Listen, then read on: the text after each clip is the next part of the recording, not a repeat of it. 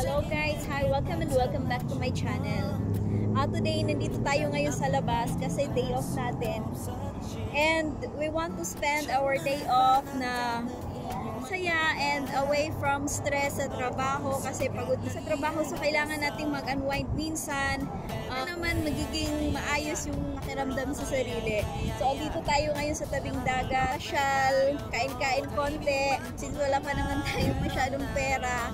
So kain ng konti, bili ng konti, pasyal konti, so everything is konti kasi sabi nga ng iba lang, kuripot tayo. Nagkukuripot tayo kasi ang hirap kitain po ng pera, lalo na dito sa ibang bansa. Pawis po ang puhunan para po tayo ay magkapera.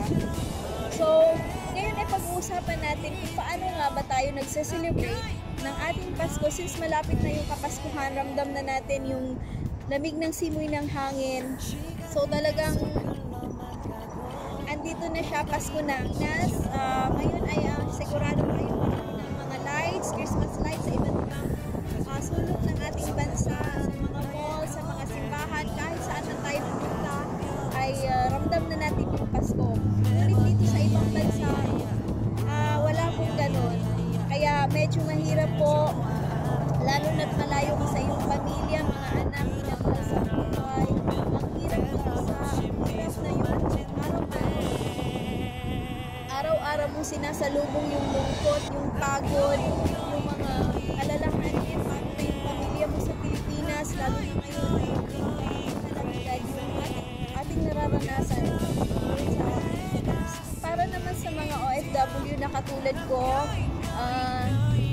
lagi lang nating tandaan na maging malusog tayo, alagaan natin yung sarili natin kasi yun lang yung tanging puhunan natin dito sa ibang bansa. So, walang ibang tutulong sa'yo dito kundi sarili mo lang.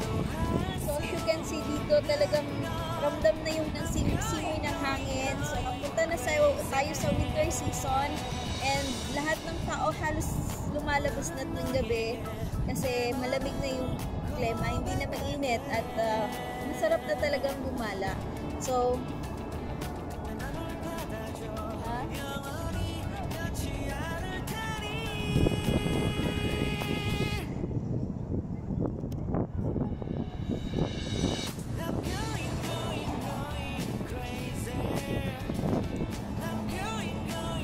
dito, maano dyan, saan natin ilagay dyan?